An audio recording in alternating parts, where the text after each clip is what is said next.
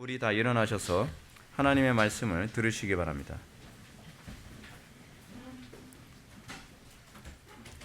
하나님의 말씀은 로마서 11장 7절부터 10절까지의 말씀, 신약성경 255페이지입니다. 신약성경 255페이지, 로마서 11장 7절부터 10절까지의 말씀 찾으셨으면 하나님의 말씀을 들으시기 바랍니다. 그런즉 어떠하냐? 이스라엘이 구하는 그것을 얻지 못하고 오직 택하심을 입은 자가 얻었고 그 남은 자들은 우둔하여 졌느니라. 기록된 바 하나님이 오늘까지 그들에게 혼미한 심령과 보지 못할 눈과 듣지 못할 귀를 주셨담과 같으니라. 또 다윗이 이르되 그들의 밥상이 올무와 덫과 거치는 것과 보응이 되게 하옵시고 그들의 눈은 흐려 보지 못하고 그들의 등은 항상 굽게 하옵소서 하였느니라. 아멘. 다 자리에 착석해 주시기 바랍니다. 이 시간은 로마서 132번째 강의가 되겠습니다. 하나님 진노의 때를 사는 법이라는 제목으로 하나님 말씀 증거하도록 하겠습니다. 하나님 진노의 때에 사는 법. 마틴 로이 존스 목사님은 사람들의 마음이 하나님으로부터 멀어지고 굳어지는 방식에 대해 다음과 같이 언급합니다. 만약 우리가 진리에 순종하고 반응하지 않으면 진리를 들으면 들을수록 더 강팍해질 것이다. 우리가 설교를 듣기 때문에 무조건 유익이 되는 것이 아니라 설교를 듣고 그것에 순종하고 날마다 열매 맺지 않는다고 한다면 오히려 그 말씀이 우리를 더 강팍하게 만들 수 있다는 것을 알아야만 합니다. 우리는 자꾸 좋은 교회를 많이 찾아다니길 원합니다. 그리고 좋은 설교를 듣기를 원합니다. 근데 문제는 뭐냐면 우리가 그 말씀대로 살려고 하는 데는 관심이 없습니다. 그래서 말씀을 들으면 들을수록 사람이 더 거룩해지고 더 하나님의 형상에 참여해야 되는데 말씀을 들으면 들으면서 오히려 말씀에 대한 감각이나 기대감이 사라지고 오히려 더 사람이 강팍해져 가는 그런 모습을 보게 됩니다. 히브리서 말씀은 이 사실을 우리들에게 그대로 얘기해 줍니다. 형제들아 너희는 삼가 혹 너희 중에 누가 믿지 아니하는 악한 마음을 품고 살아계신 하나님께서 에게서 떨어질까 조심할 것이요 오직 오늘이라 일컫는 동안에 매일 피차 권면하여 너희 중에 누구든지 죄의 유혹에 완고하게 되지 않도록 하라. 히브리서 기자가 경고하는 말씀은 이 땅에서 신앙생활하는 우리가 한순간도 놓치지 말고 긴장해야 될 중요한 얘기를 해주고 있습니다. 그것이 뭐냐면 믿지 아니하는 악한 마음을 품고 살아계신 하나님에게서 떨어질까 조심하라는 겁니다. 여러분들이 우리 교회 다니기 때문에 여러분들의 신앙이 보장되는 건 아닙니다. 여러분들이 기독교인이기 때문에 여러분들의 신앙이 보장되는 것도 아닙니다. 좋은 교회, 좋은 설교를 듣기 때문에 여러분들의 신앙이 보장되는 것이 아닙니다. 우리는 오히려 이런 태도를 견지해야만 합니다. 선줄로 생각하는 자는 넘어질까 조심하라 라는 것입니다. 우리에게 있어서 가장 위험한 것이 뭐냐 하면 교만입니다. 아우구스티누스가 얘기했던 것처럼 그리스도인들에게 가장 중요한 필수 항목은 첫째도 겸손이요, 둘째도 겸손이요, 셋째도 겸손입니다. 이 얘기를 뒤집어서 얘기하면 그리스도인들이 가장 경계해야 될 것은 첫째도 교만이요, 둘째도 교만이요, 셋째도 교만이라는 사실입니다. 그럼 그 교만이 우리에게서 나타나는 방식이 무엇인가? 그거는 말씀에 대하여 우리가 강팍해지는 것입니다. 하나님으로부터 떨어질까 조심하라 라고 했을 때 살아계신 하나님으로부터 떨어진다는 것이 의미하는 것은 말씀으로부터 떨어져 나가는 것을 의미합니다. 예수님 우리가 하나님으로부터 떨어져 나가는 방식에 대하여 선지자 이사야의 예언을 통해서 이렇게 말씀하셨습니다.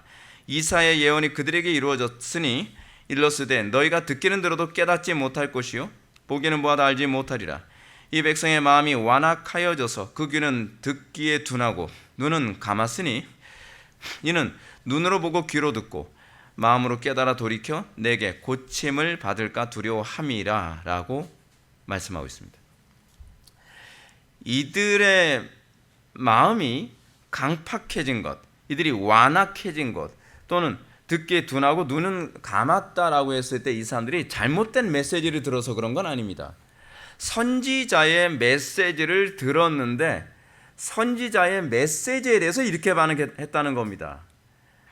그러니까 좋은 설교를 들었다고 해서 사람들에게 무조건 유익이 되는 것이 아니라 오히려 바른 메시지에 대해서 거부를 하면 그것은 성령을 소멸하는 그런 더 심각한 죄에 빠지게 된다는 것입니다.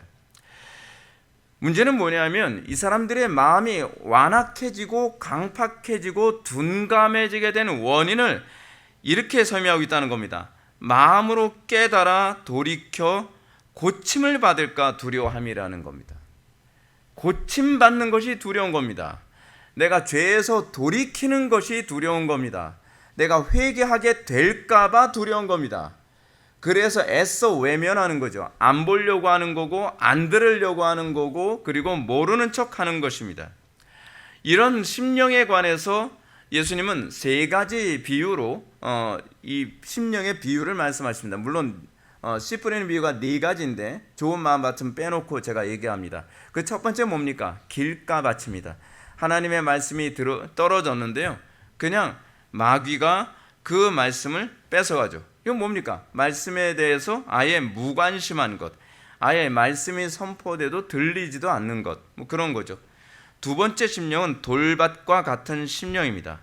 말씀을 달콤하게 듣기는 하지만 어려움과 고난이 오면 곧 넘어집니다. 순종하지 않습니다. 쉬운 쪽을 선택하고 편한 쪽을 선택하고 안전한 쪽을 선택하고 내 육신의 본성에 이끌리는 것을 선택하는 겁니다. 그러면서 점점 말씀을 멀리하게 되고 말씀에 대해서 둔감해져 가는 현상이 나타나는 겁니다. 세 번째 심령은 가시떨기 같은 심령입니다.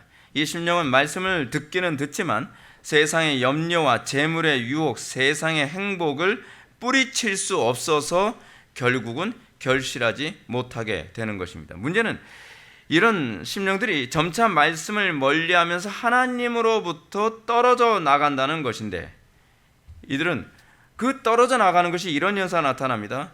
눈으로 보아도 보지 못하고 귀로 듣긴 하지만 듣기에 둔하거나 들리지 않는 겁니다. 여러분들 은혜 받고 나서 나타나는 특징이 뭡니까? 목사님이 맨날 반복해서 얘기했던 것들이 안 들렸었다는 겁니다. 내가 은혜를 받고 나니까 목사님이 맨날 하셨던 얘기였네. 특별한 얘기에 사람들이 변화되는 게 아닙니다. 정말 내가 고침받기 원하고 내가 정말 하나님을 가까이 하기 원하고 내가 진리를 사모하게 될 때 그때 비로소 들리게 되고 그때 비로소 보이기 시작을 하는 거죠. 여러분 그렇지 않나요? 우리가 맨날 내가 사는 또는 내가 움직이는 그 동선에 항상 있는 것인데 내가 관심이 없으면 그것이 있는지도 잘 모릅니다. 예를 들어서 우리 그런 거 많이 보잖아요. 야, 길거리 가다 보면 이런 거 있는 거 있지 않니? 라고 그런 게 있었어? 관심 가지면 봐봐. 그러면 그게 굉장히 흔하게 있다는 것을 알게 되는 경우가 되게 많이 있죠. 하나님의 말씀도 그렇습니다. 여러분들이 정말 고침받기 원하고 여러분들이 정말 하나님을 가까이 하기 원하고 내가 정말 변화되기 원할 때에 성경의 구석구석이 보이기 시작을 합니다. 하나님께서 이런 말씀도 하셨구나. 그래서 예수님께서 제자들에게 뭐라고 말씀하십니까? 어떤 사람이 복이 있다고 얘기합니까? 너희 눈은 봄으로 너희 귀는 들음으로 복이 있도다 라고 말씀하십니다. 보이는 게 복입니다. 들리는 게 복입니다. 듣는다고 해서 다 들리는 게 아닙니다. 들었을 때에 마음에 지진이 일어나는 게 이게 들리는 것이고 보았을 때에 내 심령에 변화를 주는 것이 이것이 보이는 거죠. 지난 시간에 말씀드렸던 것처럼 유대인들의 문제가 무엇이었습니까? 복음을 몰라서 하나님으로부터 버림받은 게 아닙니다. 그들은 하나님의 말씀이 풍족했습니다. 수많은 선지자들이 경고하고 메시지를 전하고 말씀했습니다. 근데 말씀에 문제는 순종하지 않고 반응하지 않았다는 것이 문제입니다. 아니 순종하지 않고 반응하지 않으니까 이 사람들이 나중에는 어떻게 되냐면 참된 선지자들을 때리고 나중엔 죽이기까지 하고요. 예수님께서 오시니까 예수님께서 비유로 말씀하셨잖아요. 임금이 종들을 보냈더니 그 종들이 마음에 안 드니까 자기네들이 원하는 걸 안 해주니까 오히려 뭐라고 얘기합니까? 그 종을 때리거나 쫓아내거나. 그러니까 그러면 내 아들을 보내면 공경하리라 라고 해서 아들을 보냈더니 이 아들은 상속자라. 이 아들을 죽이면 우리가 이 모든 것을 다 빼앗을 수 있지 않겠느냐라고 해서 아들을 십자가에 못 박아 죽이기까지 합니다. 이 사람들이 복음이 없는 사람들이 아닙니다. 이 사람들이 성경이 없는 사람들이 아니에요. 교회사 안에서도 항상 기독교의 가장 큰 적은 기독교였습니다. 성경을 나름대로 안다고 하는 사람들이 교회를 더 붕괴시키고 교회를 더 위기에 처하게 만들고 오히려 교회에 더 박해를 하게 만드는 그런 결과를 초래하죠. 왜요? 그 사람들은 진리에 관심 없이 그냥 종교 생활하는 사람들이기 때문에 그렇습니다. 오늘 보면 7절과 8절 말씀 보시겠습니다. 그런데 어떠하냐? 이스라엘이 구하는 그것을 얻지 못하고 오직 택하심을 입은 자가 얻었고 그 남은 자들은 우둔하여 졌느니라. 기록된 바 하나님이 오늘까지 그들에게 혼미한 심령과 보지 못할 눈과 듣지 못할 귀를 주셨다 함과 같으니라. 이 사람들은 하나님의 말씀을 그렇게 항상 들을 수 있고 또는 토라도 외우고요. 뭐 제사장들 같은 경우에는 토라를 다 외우지 않습니까? 그러니까 토라라고 했을 때는 모세 오경을 얘기하는 거죠. 창출 레민신을 다 외웁니다. 아이들이 태어나게 되면 레위기를 암송을 시킵니다. 말씀을 가까이 하는 것 같은데 문제는 그 말씀을 순종하기 위해서 하는 게 아니라는 것이 문제입니다. 그랬더니 오히려 말씀과 더 멀어집니다. 하나님과 더 멀어집니다.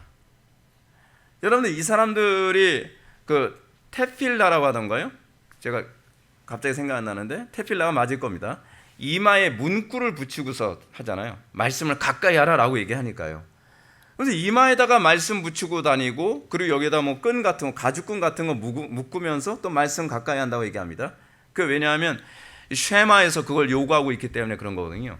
근데 문자적으로는 가까이 하는데 인격적으로나 실제적으로는 멀리하고 있는 거예요.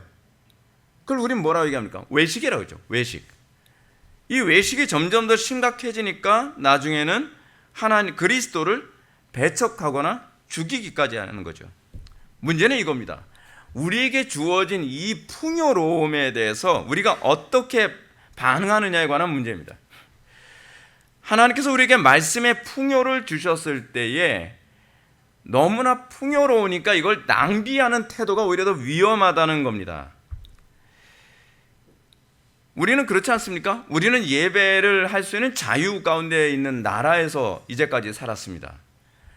뭐 어떤 사람 얘기처럼 옛날에 우리 때는 이제 담배 가게가 되게 많았는데 담배 가게보다 교회가 더 많다고 할 정도로 교회에서 신앙생활하고 뭐 예수 믿는 게 이렇게 쉽고 안전하고 이렇게 오픈되어 있는 나라가 흔치가 않거든요.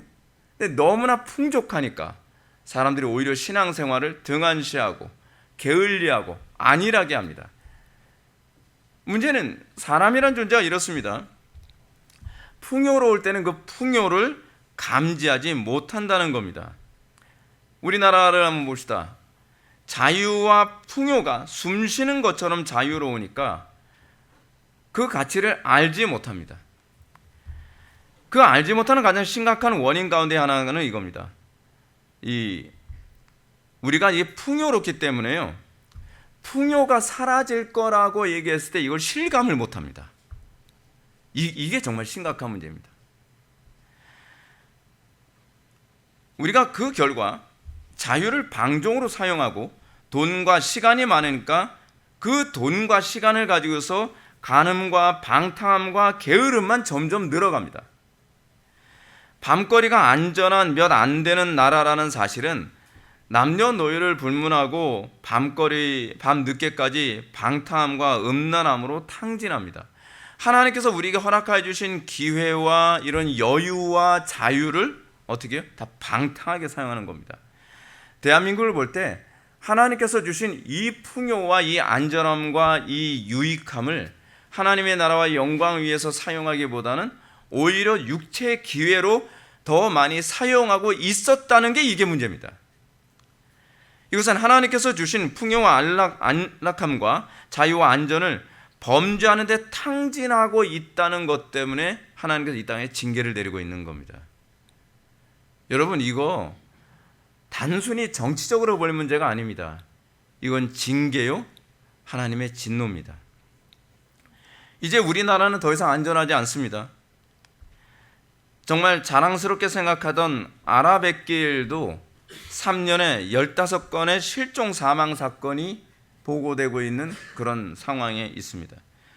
중국인들이 대거 입국하는 상황이 되면서 거리는 점차 불법이 일상화되고 있습니다. 요즘 자꾸 이제 그런 얘기 많이 나오죠. 술 취한 어떤 중국인이 묻지마 폭행을 하고 나서 남의 차 타고서 도망가다가 붙잡혔어요. 이런 일들이 아무렇지도 않게 일어나고 있습니다. 성인 실종은 매년 7만 명 정도가 7만 명입니다. 적은 숫자가 아닙니다. 성인만 7만 명입니다. 그리고 청소년들은 매년 한 300명씩 사라진다고 얘기합니다. 그러니까 여기에 어린아이들, 초등학생들까지 다 포함하게 되면 매년 실종되고 없어지는 사람들, 대한민국 시민들이 한 10만 명 정도가 매년 실종되는 겁니다. 10만 명 적은 숫자 아닙니다. 근데 10만 명이라는 숫자가 매년 실종이 됩니다. 이런 상황에서 법원은요, 유괴 미수 혐의의 피의자들, 이 사람 중국인인데, 중국인 거로 제가 알고 있는데요, 영장 심사를 했더니 그냥 기각시켜버리고 말았습니다. 이런 현상 그냥 일어난 일이 아닙니다. 하나님께서 우리에게 허락하신 풍요와 은혜를 도리어 육체의 기회로 삼은 것에 대한 하나님의 징계와 심판이라고 생각하셔야만 합니다. 우리에게 주어진 풍요를 흘려내 보냈기 때문에 자기만을 위해 사용하면서 썩게 된 겁니다. 항상 하는 말이 있잖아요. 고인물은 썩게 되어 있다고요. 하나님께서 우리에게 은혜로 부어주셨으면 이걸 흘러내 보냈을 때에 자꾸 생수가 계속 터져 나오는 겁니다. 근데 이것을 흘러내 보내는 것이 아니라 고이게 놔두는 겁니다. 우리에게 주어진 시간, 이 아까운 시간을 가지고 하나님께 영광 돌리고 이웃에게 사랑을 실천하는 데 사용하는 것이 아니라 게임하거나 그렇지 않은 온갖 죄악을 저지르는 육신의 쾌락을 따라다니는데 이 시간을 사용하니까 오히려 더 사람이 썩는 겁니다. 풍요로울수록 썩어요. 우리가 여유가 있을수록 썩어요. 환경이 좋을수록 썩어갑니다. 왜 그렇습니까? 말씀을 멀리하기 때문에. 여러분, 말씀을 멀리하는 것이 결국 하나님을 멀리하는 방식이라고 제가 말씀드리지 않았습니까? 문제는 이런 하나님의 징계가 일어나기 전에 하나님께서는 수많은 경고를 우리에게 하셨다는 게 문제입니다. 하나님은 다양한 방식으로 수십 년 동안 우리에게 경고하셨습니다. 경고하셨지만 우리가 하나님의 경고를 무시했습니다. 이 땅에서 이 땅의 평화가 사라질 거라는 사실을 수도 없이 경고하셨습니다. 제가 목회하면서 제가 20년 넘게 계속 이 부분에 대해서 경고 엄청 많이 했거든요. 이 평화가 이 상태로 우리가 계속 회개하지 않으면 평화가 사라질 수 있다. 풍요가 사라질 수 있다. 제가 한 15년 전, 20년 전에도 교회 지체들하고 막 같이 맛있는 음식 먹으러 갈 때마다 이런 얘기 했습니다. 야, 이 풍요 이거 언제까지 누릴 수 있을까? 그게 20년 전에 제가 했던 얘기예요. 이 풍요 얼마나 누릴 수 있을까? 이 나라가 회개해야 되는데, 이 한국교회가 회개해야 되는데 이 상태에서 계속 가게 되면 하나님께서 이 풍요 다 거두어 가실 수도 있는데 하나님께서 진노하실 텐데 맛있는 밥 먹으러 와서 밥맛 떨어지는 소리이긴 하죠. 근데 중요한 건 이 풍요가 너무 풍요롭다 보니까 기근을 실감을 할 수가 없어요. 하나님께서 아무리 경고하셔도 평화가 너무 오래 가니까 평화 없는 세상을 실감하지 못합니다. 풍요가 사라질 것이라고 경고했지만 너무도 넘치는 풍요 속에 살다 보니까 기근을 실감할 수가 없어요. 치안이 안전한 사회에서 너무 오래 살다 보니까 북한이나 베네수엘라, 중국, 신장, 위구르 같이 공산 치하에서 인간 취급도 받지 못하는 그런 세상이 도래하게 될 것이라고 하는 것을 실감을 못합니다. 실감 못해요. 아마 더 적절한 표현은 로이드 존스 목사님의 표현처럼 죄에 대한 하나님의 진노가 존재한다는 것을 믿을 수가 없었다고 보는 것이 더 적절할 것 같습니다. 믿어지지가 않는 거예요. 하나님께서 징계하시면 한순간에 기근이 오고 하나님께서 징계하시면 한순간에 전쟁이 도래하고 제가 그런 얘기를 많이 듣거든요. 이러다 나라 망한다 라고 얘기하면 나라 그렇게 쉽게 망하지 않는다. 이게 이 안일함이 문제입니다. 나라 그렇게 쉽게 망하지 않는다는 거예요. 아무 논리도 없습니다. 아무 근거도 없습니다. 그냥 나라 쉽게 망하지 않을 거라는 겁니다. 근데 역사학자들은 그렇게 얘기하지 않습니다. 나라를 세우는 데는 1000년도 부족하다고 얘기하지만 나라가 망하는 데는 하루도 충분하다고 얘기하는 겁니다. 문제는 뭐냐 하면 국민들의 부패와 타락과 안일함입니다. 괜찮을 거야. 뭐 심각하지 않을 거야. 아니 너무 과민하는 거야. 아니요, 이런 부분은 아무리 우리가 신중하고 예민해도 지나치지 않습니다. 마치 집안의 이 보안을 위해서 더 단속하고 안전하게 하는 것은 아무리 해도 지나치지 않은 것처럼. 중요한 건 이겁니다. 우리의 불신의 양상이 뭐로 나타나냐, 이 양태가 어떤 식으로 나타나냐에 관한 문제인데 하나님의 진노를 실감하지 않는 거로 나타난다는 겁니다. 이게 불신앙이 나타나는 방식이기도 합니다. 하나님의 말씀을 멀리해도 하나님의 진노를 크게 받을 것이라는 사실을 실감하지는 못하는 겁니다. 이게 참 안타깝죠. 제가 설교를 하면서 수도 없이 경고하고 제가 설교하면서 이렇게 하게 되면 정말 하나님의 진노가 한순간에 올 수 있다. 실감을 못하는 거예요. 에이, 뭐 김 목사님 맨날 저런 얘기해. 뭐 주일 성사만 안 해도 별 문제 없던데 뭐. 아니 내가 뭐 기도하러 쉬어도 별 문제 없던데 뭐.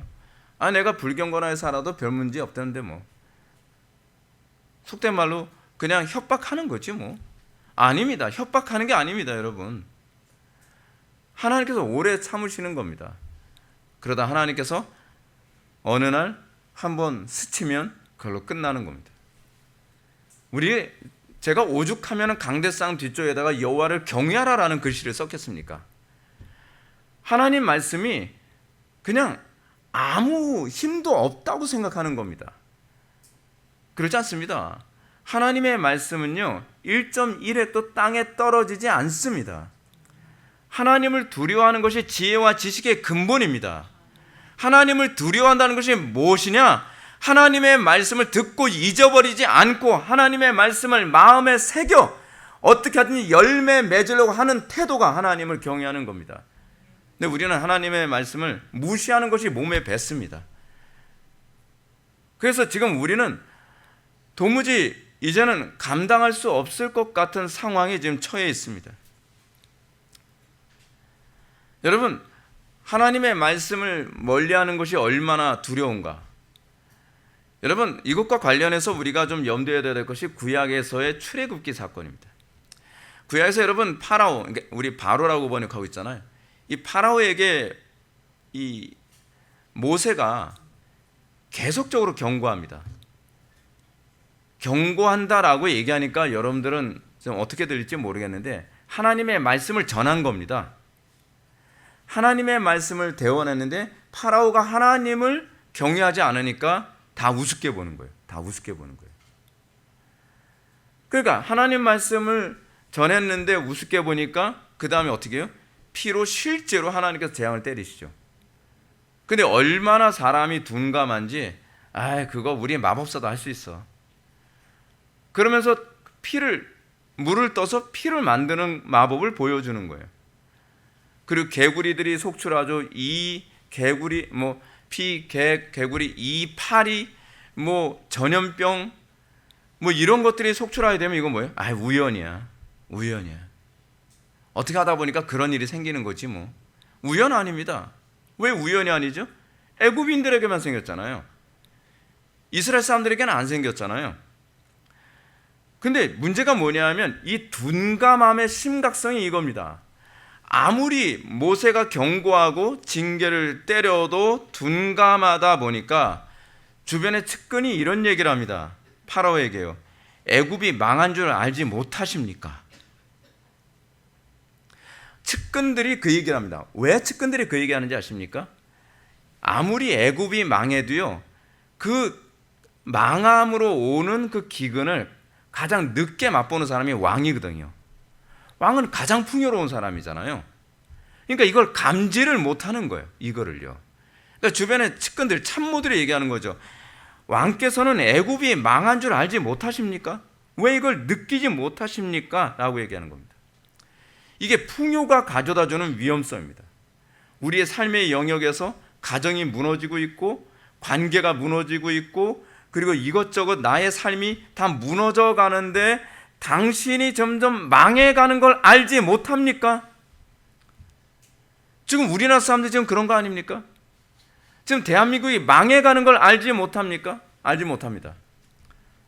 지금 사람들이 이번에도 추석 명절이라고 공항이 그냥 메어 터지게 사람들이, 아니 뭐 3시에 와서도 비행기 놓치는 사람들이 있을 정도래요. 왜냐하면 너무 줄을 길게 서가지고서요.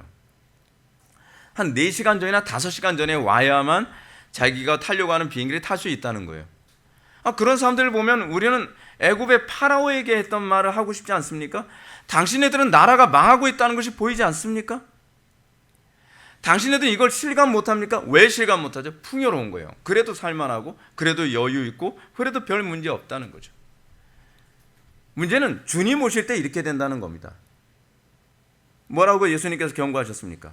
주님 오실 때에 시집가고 장가고 먹고 마시고 사고 파는, 이게 풍요의 사람들이 쩔어서 살다 보니까 둔감해져 가는 겁니다.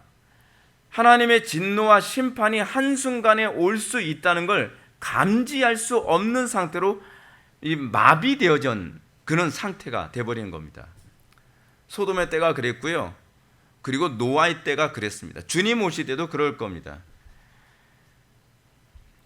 문제는 이스라엘 사람들이 그렇습니다. 이스라엘 사람들이 말씀의 풍요 가운데 살고 있었습니다. 은혜의 풍요 가운데 살고 있었습니다. 그렇기 때문에 이스라엘 사람들은 자신들이 하나님의 크고 두려운 경고를 계속 받았음에도 불구하고 어떻게 받았죠? 하나님께서 이 백성을 애굽으로, 바벨론으로, 아수르로 다 팔아버릴 것이다. 근데 이걸 실감할 수 없었던 겁니다. 에이, 그럴 리 없어. 그럴 리 없어. 그 사람들은 하나님의 은혜가 떠날 것이라고 하는 걸 감지할 수 없었고, 하나님께서 성전에서 떠나실 거라고 하는 걸 감지할 수 없었습니다. 실감할 수 없었던 거죠.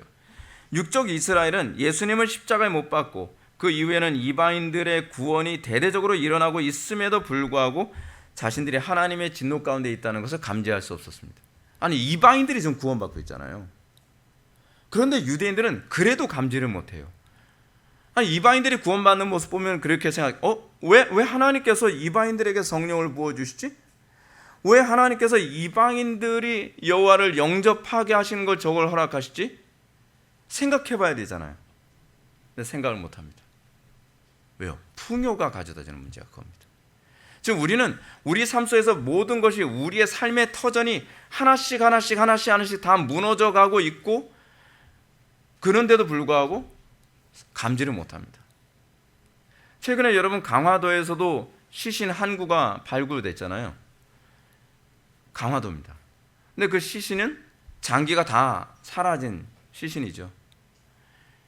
문제는 우리가 이걸 말로만 들어서는 그냥 졸린 거예요. 그냥 감이 안 오는 거예요. 이게 나한테 직접 피해가 올 때까지 감각하지 못하면 어떻게 합니까? 정신 차려라 아무리 얘기해도 나에게 직접적인 피해가 오기 전까지는 나하고 관계없어. 사랑하는 성도 여러분, 풍요는 좋은 겁니다. 그러나 풍요가 가져다주는 맹점이 있습니다. 아주 치명적인 것이 있습니다. 그것은 우리로 하여금 하나님의 진노를 실감하지 못하게 만든다는 겁니다. 제가 그런 말씀드리잖아요. 왜 요즘 대한민국 교인들이 아무리 복음을 전해도 사람들이 반응을 잘 안 하죠? 여러분, 미얀마 같은 데서 복음 전하잖아요. 엄청난 일이 벌어집니다. 우리 그 선교사님이 미얀마에서 복음 전하면 이제 막 기적이 일어나고요. 사람들이 막 변화되고 막 그럽니다. 근데 같은 분인데 한국에서 오면 교회 사역하다 쫓겨나요. 그거 왜 그렇죠? 배가 부르면서 마음이 둔해진 겁니다. 문제는 이 대한민국 사람들이 전반적으로 다 그렇다는 겁니다. 돈 많죠? 시간 많죠? 그리고 풍요롭죠? 여러분 집안에 그 비싼 컴퓨터가 뭐 몇 대씩 다 있습니다. 노트북에다가 데스크탑에다가 그 노트북도 뭐 부모 거, 자녀 거 다 있죠. 그리고 가정에서 같이 쓰는 공용용 데스크탑도 있죠. 뭐 풍요로 따지면 세계에서 탑입니다. 근데 이 풍요에서 세계에서 이번에도 여러분들 공항 한번 가보십시오. 공항, 제가 인천국제공항에서 제가 비행기 타고서 다른 나라 가면요, 다른 나라 공항은 그냥 시골 공항 같습니다. 대한민국은요, 세계에서 가장 화려하고요, 가장 풍요롭습니다. 그러니까 우리 조카가 일본 여자하고 결혼했는데, 그 결혼했다가 요번에 이제 한국에 잠깐 왔는데요, 한국으로 오면 그냥 미래 세계 같대요. 모든 게 다 터치로 다 되고, 모든 막 화려하게 스크린으로 막 가득 차 있고. 여러분 인천국제공항 보게 되면은 이 뭐예요, 그 잔디밭 위에다가 대형 스크린이 요번에 또 만들어졌더라고요. 근데 대형 스크린이 그 몇 인치일까요? 한 1000인치 이상 될 것 같아요. 얼마나 가로로 넓은지. 다른 나라에서는 구경도 할 수 없습니다. 근데 문제가 뭐냐면 이것 때문에 우리가 점점 우리의 심각한 상태를 가늠하지 못하게 돼버리겠다는 겁니다. 보십시오. 젊었을 때는요, 죽음을 실감하기 어렵습니다. 풍요로울 때는요, 가난을 실감하기 어렵습니다. 건강할 때는요, 병약한 상태를 실감하기 어렵습니다. 그래서요, 아무리 경고해도 듣질 않습니다. 왜 미얀마 같은 나라, 그리고 우리나라 초기 기독교, 우리나라 초기에 얼마나 가난했습니까? 진짜 찢어지게 가난했죠. 그때 사람들이 복음에 왜 그토록 반응이 빨랐습니까? 그들이요, 마른 뼈 같은 상태였기 때문에 그렇습니다. 너무 마음이 가난해져 있는 거예요. 그러니까 사실은 복음 같지도 않은 그런 복음을 전해도 거기에도 사람들이 반응하고 그 붙잡고 회개하고 변화되는 거죠. 대한민국 현재 문제가 바로 여기 있습니다. 지금 법치가 완전히 무너진 상태에 있죠. 전산 시스템이 완전히 불타 없어져서 우리나라 국가기밀 1급 기밀까지도 싹 다 타서 없어져 버리고 말았습니다. 우리나라 지금 진짜 석기 시대로 돌아간 겁니다. 석기 시대로요. 중국인들이 하루에도 1000명씩 들어옵니다. 그냥 중국인들이 아닙니다. 전염병을 보유했거나 극악무도한 전과 기록이 있는 사람들이 들어오는 겁니다. 사람들이 이런 얘기합니다. 아니, 그래도 외국인들 많이 들어와서 관광하면 좋은 거 아닙니까? 뭐 전산 시스템 무너져서 아무나 그냥 무비자로 들어오는 게 뭐가 문제입니까? 아니요, 사람들이 들어오는 것이 문제가 아니라 사람을 걸러낼 수 있는 시스템이 없어졌다는 게 문제라니까요. 1000명이 들어왔다는 것이 문제가 아니라 이 1000명이 들어올 때 이 사람들이 간염병이 있는 사람인지, 그렇다면 이 사람이 전과범인지 어떤 사람인지 신원을 조회할 수가 없게 된 거예요. 그런 사람들이 물밀듯이 들어오고 있습니다. 이런 사람들이 들어와도 이제는 통제할 기능이 없습니다. 경제는 완전히 파탄 나서 실업자가 급증하고 대기업들은 다 외국으로 다 간다 그러고 자살이 속출하고 부자들은 다른 나라로 이민한다 그럽니다. 부자들 이민 상태는 세계 2위예요. 세계 2위. 몇 달 만에 나라가 알거지가 되갑니다. 기근이 몇 달 만에 오는 겁니다. 여러분, 그렇게 풍요로웠어도요, 한 번 하나님이 기근을 딱 때리시면 그게 한순간에 기근이 옵니다. 안 들었습니까? 하나님이 아무리 행복하고 아무리 풍요롭고 아무리 좋은 것 같아도요, 가정에 하나님께서 한 번 때리면 한순간에 그 가정이 지옥이 될 수도 있습니다. 그런데 사람들은 그거에 대해서 무감각합니다.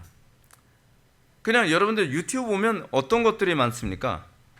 뭐 여행 유튜브, 그렇지 않으면은 먹방, 혼자서 한 100인분을 먹어치우는 먹방 보면서 그거 즐거워하고, 그리고 온통 이상하게 요즘에 왜 유튜브 이렇게 보다 보면은 온통 불륜, 간음, 뭐 이런 것들이 왜 이렇게 많은지 모르겠습니다. 그리고 즐겁게 소비하는 법, 막 소비를 자꾸 재촉하고 자극하는 것들로 온통 가득합니다. 더 심각한 건요, 기독교입니다. 대한민국 중심에서 배도 현상이 아주 가속도가 붙고 있다는 겁니다.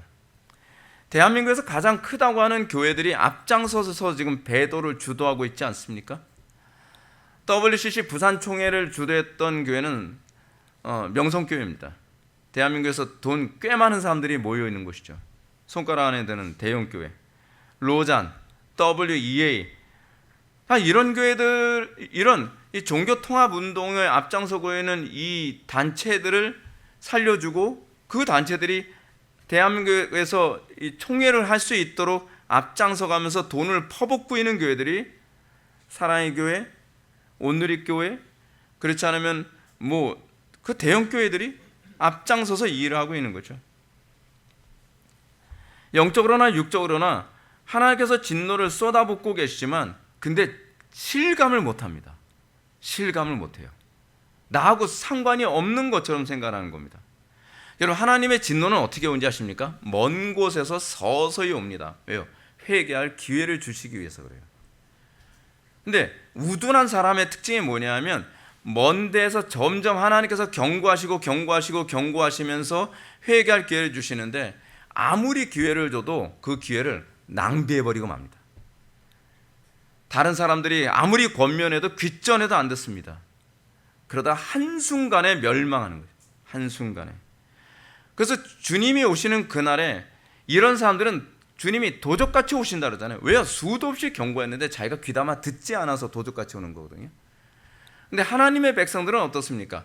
항상 그 경고를 듣고 마음에 새기고 항상 회개하며 준비하기 때문에 그날이 너희에게는 도적같이 임하지 아니하리니 라고 가르치고 있는 것입니다.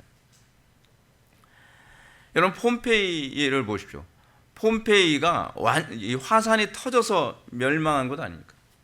근데 폼페이가 멸망하기 전에, 화산 터지기 전에 온갖 짐승들이 먼저 다 도망가더라는 겁니다. 사람들이 이거 보면서 왜 쥐들이 다 도망가지? 왜 야생동물들이 다 도망가지? 근데 여러분, 폼페이가 화산 터지기 전에는 잔잔하고 고요하거든요. 그러니까 별 문제 없는 거예요. 사람이 제일 우둔해요. 사람이 제일. 그러니까 화산이 터지기 일보 직전에도 쾌락과 향락과 음란함과 그 안에서 동성애가 그렇게 많았다고 그러더라고요. 폼페이가. 그러다 한순간에 터지면서 다 화산재에 뒤집어 씌워서 다 죽는 거죠. 성경에 가르치는 말세의 증상이 무엇입니까? 핵심적인 건 무감각입니다. 무감각. 주님께서는 틀림없이 사람들에게 인자가 다시 올 때에 다양한 징조가 있을 것이라고 알려주셨습니다. 하나님 그냥 무턱대고 찾아오시는 분 아니십니다. 계속 징조를 보여주십니다. 예수님의 제자들이 말세의 징조를 물었을 때 예수님은 제자들에게 말씀하십니다. 첫째는 사람의 미혹을 받지 않도록 주의하라는 겁니다. 왜요? 그 미혹이 우리를 둔감하게 만들기 때문에 그렇습니다. 어떻게 둔감하게 만드냐? 나는 그리스도라 하여 많은 사람들을 미혹하는 거예요. 이 거짓된 기독교를 통해서 사람들로 하여금 자꾸 마음을 둔감하게 만듭니다. 특히 이 잘못된 믿음에 심취하는 건요 아주 치명적입니다. 여러분, 이단이나 사이비 종교에 들어간 사람들, 그 사람들 구원의 확신이 엄청납니다. 근데 그게 잘못된 확신이라니까요. 잘못된 믿음이에요. 그 잘못된 믿음, 잘못된 확신에 빠지면서 잘못된 영적 지도자에게 완전히 세뇌되고 마비되어지면서 그 잘못된 종교 생활에 심취하면서 구원의 기회를 놓치게 되는 겁니다. 많은 사람들이 그런 사람 때문에 또 미혹되고 또 실족하고 그렇게 되면서 또 마음이 둔해지죠. 두 번째로 우리를 마비시키는 것에 관해서 예수님이 뭐라고 말씀하시냐면 난리와 난리 소문이라고 말씀하고 계십니다. 난리와 난리의 소문이란 전쟁과 내전 같은 소문을 말합니다. 우리나라가 지금 이 상태에 놓여 있죠. 지금 전 세계가 돌아가는 모습 보게 되면은 3차 대전이 일어나냐 마냐 지금 난립니다. 중국이 대만을 때리고 또 러시아가 우크라이나를 때리고 그러면서 북한이 동시에 남한을 때리는 이런 구도가 발생되어지면 전 세계적으로 전쟁이 일어나죠. 전 세계 다른 여러 나라들이 이제 전쟁에 참전하게 됩니다. 소위 민주 진영에 있는 그런 유럽 국가들, 그러니까 미국을 중심으로 한 유럽 국가들, 그리고 공산주의를 표방하는 그런 북한, 러시아, 중국 같은 나라들, 또 이 대치를 하면서 전 세계가 다 화염으로 뒤집어 씌워지게 되는 거죠. 그럴 때 우리가 하나님께 집중할 수 있겠습니까? 난리와 난리의 소문이 계속 들립니다. 이거 전쟁 나는 거 아니야? 이거 지금 나라 잘못되는 거 아니야? 그러면서 우린 점점 마음이 둔해지죠. 세상의 염려와 이런 것으로 하나님께 집중해야 될 우리가 하나님께 집중하는 것이 아니라 일단 내 생존에 관한 문제가 직결되어 있다 보니까 마음이 점점 둔해져 가는 겁니다. 실제로 얼마 전 중국의 전승절 때 북중러가 하나로 모여 연대하는 모습을 보였습니다. 만약 공산진영 이 북중러 3국이 전쟁을 위해 군사적 연합을 했다고 한다면 3차 대전은 불가피해 보이는 게 사실입니다. 이 모든 것은 재난의 시작입니다. 이런 것으로 인해서 우리의 마음이 둔해지지 않도록 해야 된다는 사실입니다. 성경은 계속적으로 뭐라고 얘기하냐면 그럴 때일수록 더 하나님께 집중하라고 얘기합니다. 그럴 때일수록 모이게 더 힘쓰라고 우리들에게 가르치고 있습니다. 그럴 때일수록 더욱더 기도에 힘쓰라고 우리들에게 가르치고 있습니다. 그런데 세상은 그렇게 되지 않죠. 성경은 틀림없이 그렇게 가르치는데 우리의 삶의 환경은 그렇지 않습니다. 모이기 점점 어렵게 돼가고 있고요. 기도하기 점점 어렵게 되고요. 점점 바쁘고 힘들고 그리고 경건은 점점 더 무너지고 하나님께 집중하기 어려운 것들이 점점 더 산재해져 갑니다. 일상이 너무 바쁘고 고달프고 힘들고 고민거리도 많으니까요. 이 어쨌든 간에 믿음이 있는 사람이라고 한다면 주님 오시는 그날이 가까이 오면 가까이 올수록 우리는 어떻게 해야 된다는 겁니까? 더 하나님께 집중하는 스탠스를 취해야 된다는 겁니다. 그리고 교회들도 쓸데없는 것에 성도들이 마음을 뺏기거나 상처받지 않도록 만들고 오로지 하나님께만 집중하도록 인도해야만 합니다. 저는 교회 안에서 쓸데없는 거로 성도들이 자꾸 상처받게 만들고 성도들이 그것으로 인해서 하나님께 집중하지 못하게 만드는 것에 대해서 굉장히 좀 마음이 안 좋습니다.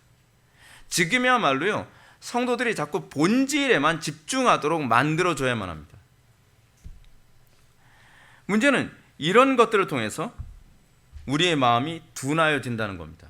둔하여지는 것에 크게 두 가지를 나누면 하나는 풍요가 가져다주는 술 취함과 방탕함이라고 하는 그 요소들, 그것이 우리의 마음을 둔하게 만든다고 한다면 또 다른 요소는 뭐냐 하면 이 염려, 두려움과 공포와 염려 때문에 우리의 마음이 둔해질 수 있다는 겁니다.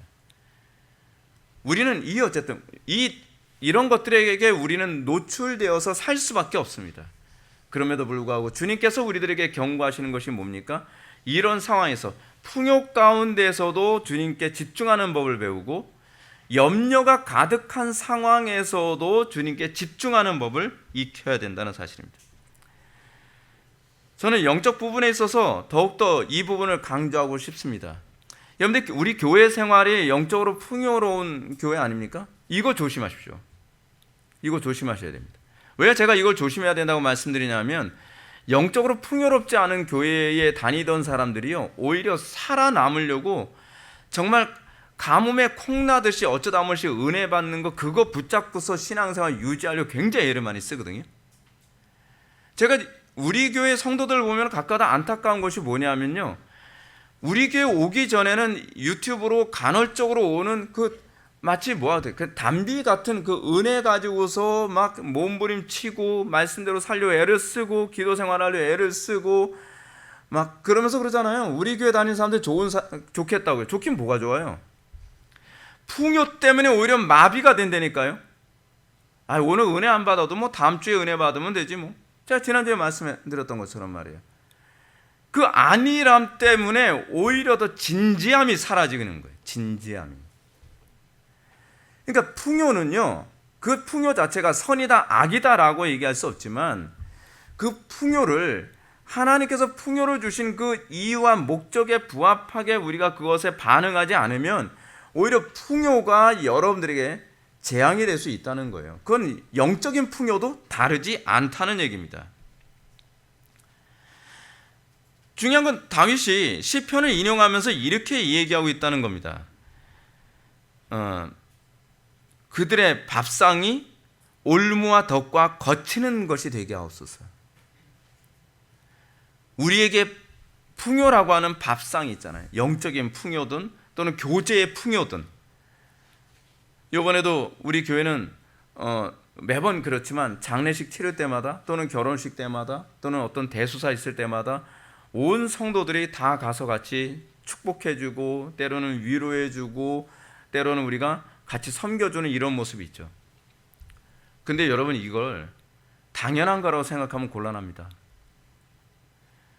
이건요, 사실은 이 마지막 때를 살아가는 이 시대에서요, 굉장히 희귀한 은혜를 우리는 누리며 살아가고 있는 겁니다. 근데 그 희귀한 은혜 안에서도 우리가 이것에 익숙해져 버리면 우리는 이렇게 반응합니다. 뭐 이 교회만 교회인가? 뭐 다른 교회 가도 다 그렇겠지. 가세요, 그냥. 다 그런가? 하나님께서 은혜를 주시고 하나님께서 기회를 주셨을 때 그 기회를 선용하는 법을 배워야 된다니까요.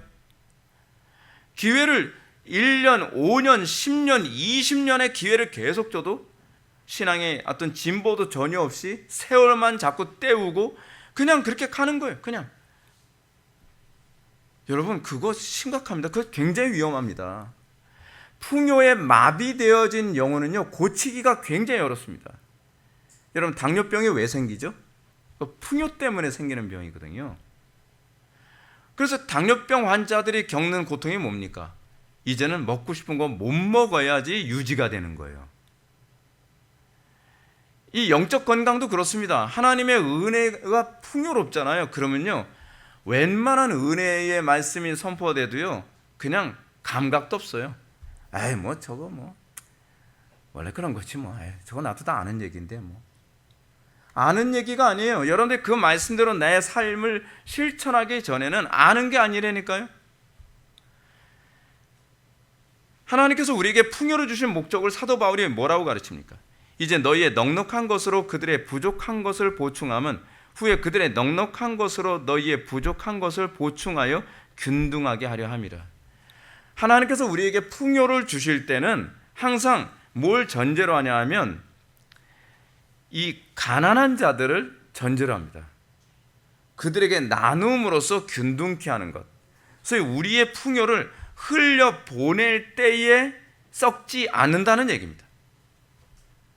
우리의 재물만이 아닙니다. 우리의 시간만이 아닙니다. 우리의 재능만이 아닙니다. 우리의 신앙도 동일합니다. 우리에게 주어진, 하나님께서 우리에게 허락하여 주신 이 은혜를 다른 사람들에게 흘러내려 보내면서 그 자리가 새로운 은혜로 채워질 수 있도록 살아가야만 합니다. 신앙이란 나누지 않으면 고이면 썩습니다. 인생 자체가 그렇습니다. 돈도 내 주머니에만 넣고 있으면 썩고요. 시간도 내 방식대로만 쓰려고 하면 썩고요. 나에게 주어진 재능도 내 욕심만을 위해 사용할 땐 썩습니다. 지금 대한민국이 그렇습니다. 여러분들 우리나라 판검사들 보십시오. 우리나라에서의 고위 관직자들 보십시오. 다른 사람 위해서 살지 않습니다. 그래서 대한민국이라고 하는 이 국가 전체가 썩는 겁니다. 그게 썩는 방식입니다. 그게 썩는 방식이에요. 교회도 은혜를 나누지 않으면 썩습니다. 왜 교회가 건강할 때마다 선교를 많이 하고 교회가 건강할 때마다 더 이 복음이 확산이 많이 되냐? 흘러내보내기 때문에 그렇습니다. 그런 교회가 건강할 수밖에 없는 거죠. 그렇게 해서 하나님께서 목표로 하는 바가 뭡니까? 균등하게 하려 합니다. 균등하게 하려 합니다. 사랑하는 성도 여러분, 우리가 살아가는 이 시대에서 우리의 문제가 뭔가를 한번 생각해 보십시오. 그리고 우리는 이 시대에서 내가 무엇 때문에 둔감해져 있는가에 관해서 한번 생각해 보셔야만 합니다. 풍요 때문입니까? 아니면 염려 때문입니까? 하나님께서 우리에게 과연 무엇을 요구하고 계신지 생각해 보시기 바랍니다. 우리에게 주어진 이 시기에 해야 될 일이 뭡니까? 침착하게 생각하십시오. 성경이 우리들에게 뭐라고 가르치나 생각해 보십시오. 그것은 말씀과 기도로 돌아가는 겁니다. 그리스도를 나의 산성이요 요새요 방패로 삼는 것입니다. 우리가 영적으로 무감각해지지 않고 더 그리스도를 바라보는 법을 배워야만 합니다. 풍요 때문에 무감각해지지 않도록 해야 되고요. 세상의 염려와 근심과 걱정 때문에 무감각해지지 않으려면 그 모든 것을 그리스도께로 집중하는 법을 터득해야만 합니다. 제가 지난번에 말씀드렸던 것처럼 유대에 있는 자들은 산으로 도망해야만 합니다. 우리나라가 지금 굉장히 심각한 우환의 상태에 있습니다. 그럴 때 여러분 어떻게 할 겁니까? 세상 사람들은 그렇게 얘기할 겁니다. 예루살렘으로 도망가야 된다. 성으로 도망가야 된다. 그런데 예수님은 그렇게 가르치지 않으십니다. 예수님은 뭐라고 말씀하십니까? 오히려 성으로 도망가지 말고 산으로 도망가라고 얘기하고 계십니다. 산이 뭡니까? 하나님의 도우심이죠. 이럴 때야말로 더욱더 모이기에 힘쓰고, 이럴 때야말로 더 기도에 힘쓰고, 이럴 때야말로 더욱더 사랑하기에 힘써야만 합니다. 성도들끼리 서로도 격려하고, 성도들끼리 더 어려울 때에 더 그를 위해서 기도해주고. 여러분, 마지막 때에 정말 가장 유리하게 신앙생활할 수 있는 것은요, 하나의 신앙 고백 안에서 서로가 뜨겁게 기도하고 사랑하는 공동체 안에 있는 거라는 걸 저는 확신합니다. 주님의 몸된 교회 이 공동체가 더 견고해지기를 기도해야 되겠지만, 한국 교회들이 다 그렇게 되도록 우리가 기도해야만 합니다. 저도 계속 고민하는 게 어떻게 하면 한국 교회를 더 많이 섬기고, 한국 교회가 더 이 주님 오시는 때가 가까이 올수록 정말 성경적으로 영적으로 잠들지 않는 교회가 될 수 있게 할 수 있을까를 좀 고민합니다. 우리에게 주어진 이 영적 풍요를 우리 것으로만 만족하지 마시고, 우리가 이것을 나눌 수 있게, 그래서 더 넉넉하게, 그래서 균등케 하는 놀라운 역사를 여러분들 사모하기 바랍니다. 지금 우리에게 필요한 건 딱 하나입니다. 우리가 같이 이제 찬양할 것인데, 여호와께로 돌아가는 겁니다. 우리의 무감각한 심령이 다시 여호와 하나님께 예민하게 다시 날이 설 수 있도록 우리가 기도와 말씀과 영적 교제에 창념해야 될 때입니다. 그러면 하나님께서 어떤 어려움이 있더라도 넉넉히 이길 수 있도록 우리를 인도해 주실 걸 믿으시기 바랍니다. 기도하시겠습니다. 사랑이 많으신 하나님, 우리가 살아가는 이 시대, 고난의 시대에, 하나님의 진노의 시대에 우리는 과연 어떻게 살아야 될 것인가를 다시 한번 생각하게 됩니다. 아버지 하나님, 우리가 더 그리스도께 집중해야 될 줄 압니다. 기도와 말씀에 더 창념해야 될 줄 압니다. 더 모이기에 힘써야 될 줄 압니다. 물론 쉽지 않다는 걸 압니다. 환경이 어렵다는 걸 압니다. 그러나 이것이 주님께서 우리에게 가르친 바이고, 주님의 명령대로 따를 때에 살 길이 열리는 줄 믿습니다. 우리에게 믿음을 허락하여 주시고, 우리가 더욱더 여호와를 붙쫓을 수 있는 그리스도인들이 되게 하여 주옵소서. 예수님의 거룩하신 이름으로 기도 올려옵나이다. 아멘.